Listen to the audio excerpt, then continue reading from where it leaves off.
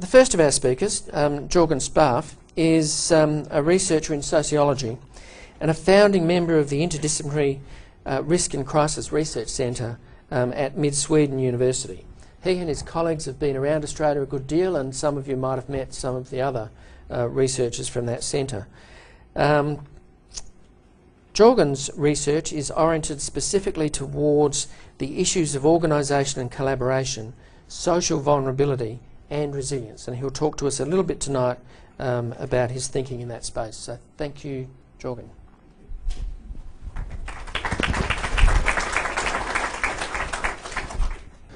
Okay, thank you, Paul.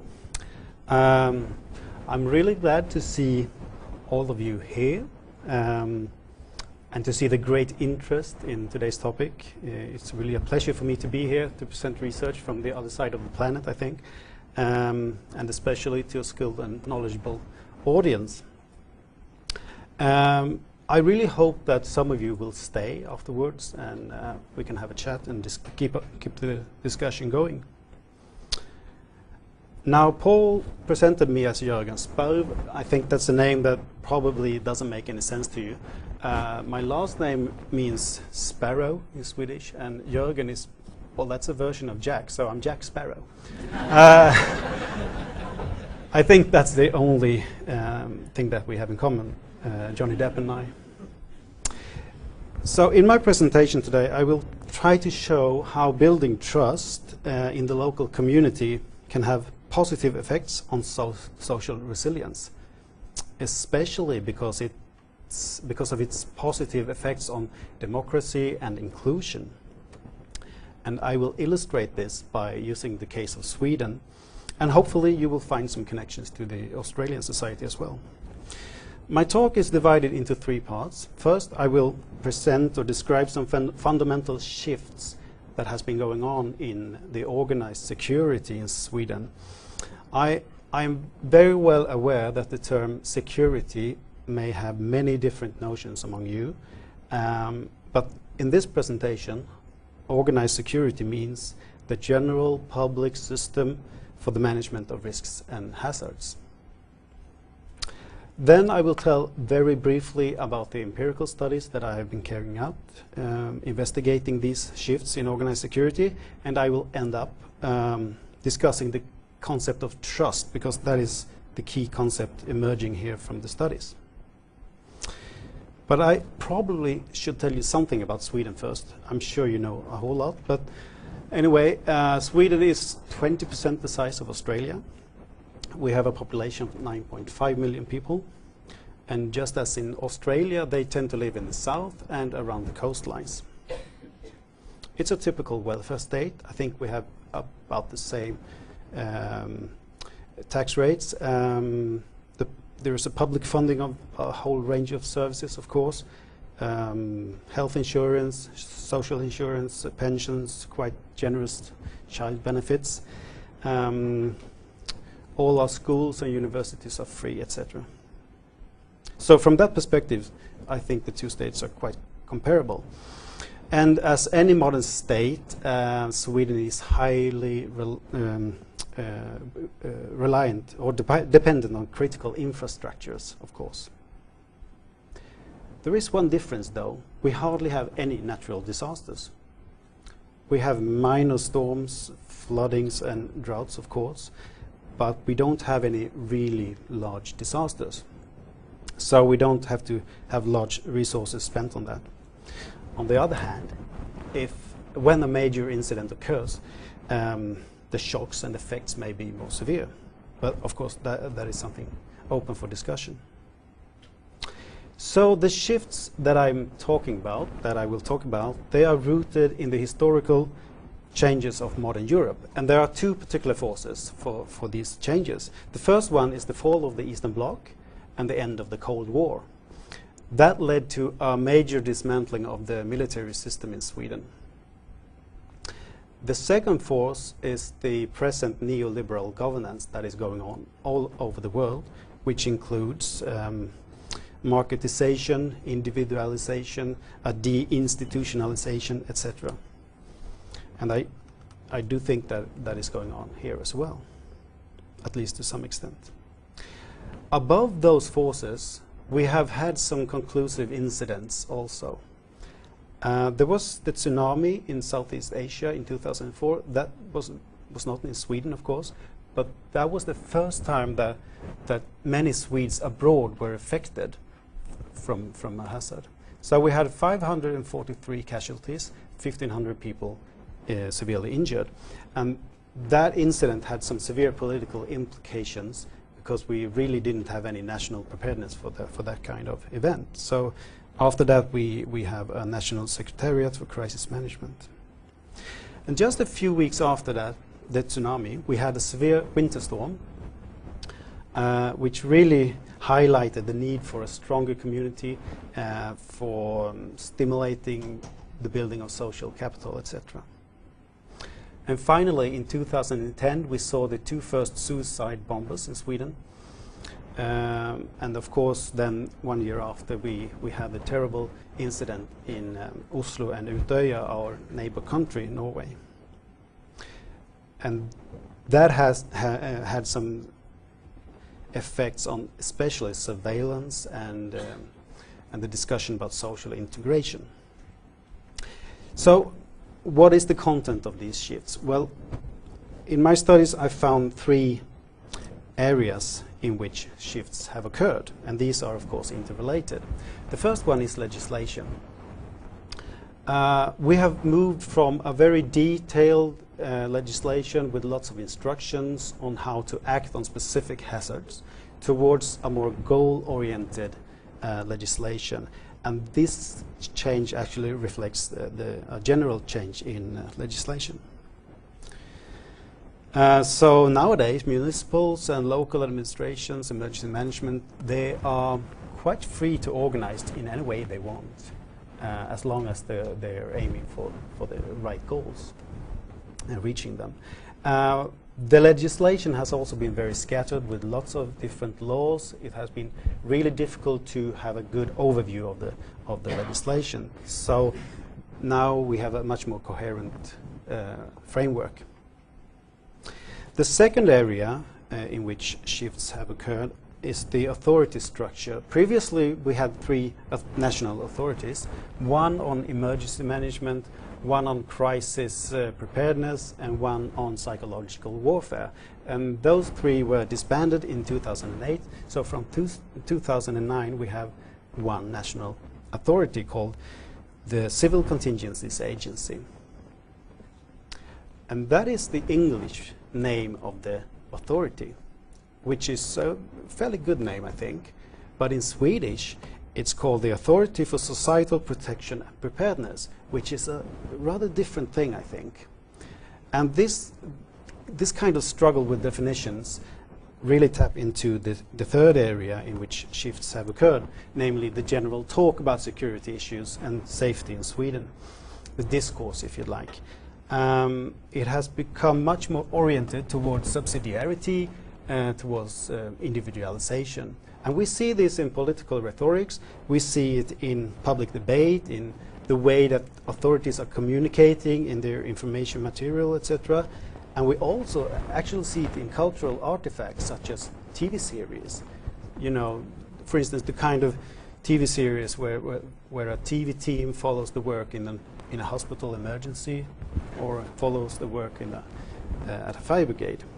They talk very, very much about the responsibility of the individual nowadays. So all these shifts means that nowadays the local municipal administrations are the real key actors, and we have 290 of them, 290.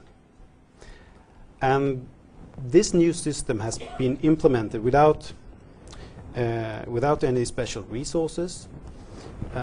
There's a lack of competence in the local administrations, and it's really hard to gain legitimacy within the organizations.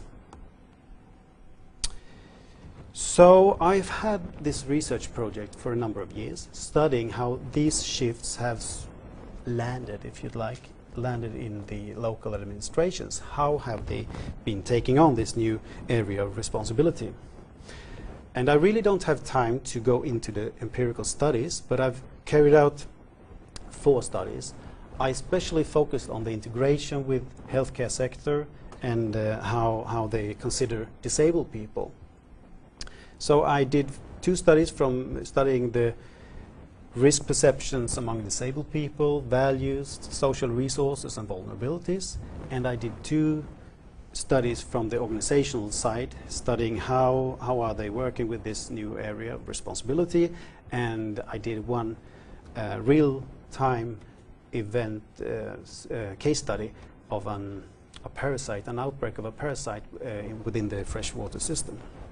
And I looked at how they handled that incident. I'd be happy to go into the details about that afterwards. Anyway, the common thing about these studies, the interesting thing is that in each of them, trust emerged as a key concept. There are issues of trust at play here.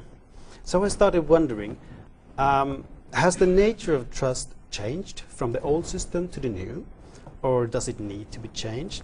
And how can authorities work in a more practical sense with trust in this area? So I compare the old system with the new and then analyze that towards theories of trust. So just to summarize the shift, we have moved from the old system, which is based on national governance with a high level of command and control system, you know, which is a legacy from the military, I think. It was detail-oriented and mainly dealing with what I call normal hazards. I don't know if that's a good word, normal, but you know, the regular kinds of hazards that are constantly happening. The new system, on the other hand, is based on local management rather than governance. The power is dispersed and integrated, or at least are supposed to be. It's much more goal-oriented and in some ways more vague, I think. It's not that well defined. And it is supposed to deal with complex disruptions rather than normal hazards. So how does these 2 systems connect with trust? Well, the old system, in that one, there was very much of a vertical trust. You know, if a local administration couldn't handle an incident themselves, they can quite easily just pick up the phone and phone upwards to the military and ask for help. That doesn't happen today, rarely. So the type of trust, it was very instrumental in aiming to solve incidents. But nowadays, I think there is a need for more horizontal trust with regard to power, that is. And the aim is to reduce vulnerability, to work more proactive, and to have a more humanitarian approach towards trust. Okay, so how can then organizations work in more practical terms with this? I turn to theories of trust, social scientific theories of trust, and I found one theory by a woman called Barbara Misztal. She's originally from Poland, I think, but she works in University of Leicester in the UK. And she has defined 3 kinds of vulnerability that have 3 concurrent remedies that I will come back to. The first form of vulnerability is dependency on others.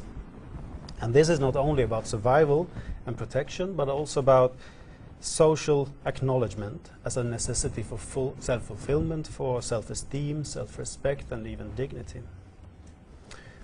And she proposes that this kind of vulnerability, a remedy for that is responsibility or bonds of solidarity.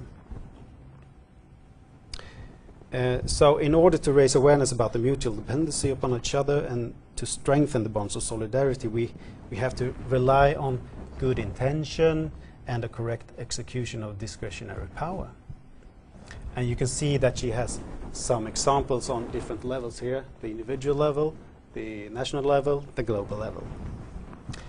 The second form of vulnerability is unpredictability of the actions of others. And of course, I don't know how I will act in every situation. How can I then know how others will act? That is impossible to know. And the remedy for that is, sorry, wrong computer, is promise or bonds of security. And promise is a device to coordinating behavior and serves merely to reduce some of the uncertainty that would otherwise surround human action. And the last form of vulnerability is irreversibility of past action. Now, the negative consequences of harm from interaction is a very strong factor for the erosion of trust. I think that all of you have some experience from that. So in order to regain trust, we need to work with forgiveness or bonds of cooperation. And that is, I think, very important when it comes to crisis management, emergency management. Because not all things are solved in the best possible ways. When looking at this theory and combining them with the results from my studies, I started to think that there is something missing here, the organizational level. I mean, jumping from individual level to national, that's a big gap. So I tried to insert some meso level suggestions here out of the result of the empirical studies. I think that dependency on others can be a remedy for that can be working with transparency in the organizations with regard to roles, responsibilities, etc. Working much more with transparent assessments of vulnerability and capabilities among the population. Unpredictability of the action of others, well, that's a really tough one, I think, but a key issue here is to work with collaboration and with acting accountable. And finally, to overcome irreversibility of past action, we need to do better assessments, evaluations, etc. So just to wrap it up, my main points are these, that the changes in organized security in Sweden has led to a need for a humanitarian trust to replace or at least complement the instrumental trust. And secondly, the changes in organized security really poses a challenge for the local administrations to work with the interface between the organization and the community. And I hope that some of that also is applicable to the Australian society, and I'm looking forward to discuss that with you further on. Thank you very much.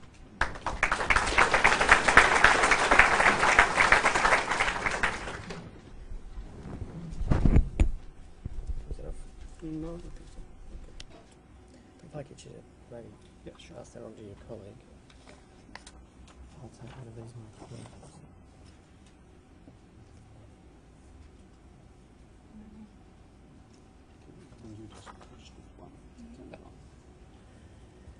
ones. Thanks, Jörgen. Well, just while we're changing over, I was going to just remind you, I suppose, about that, thinking about what makes up the resilience of a community, or indeed your organisation or your household, or for yourself personally.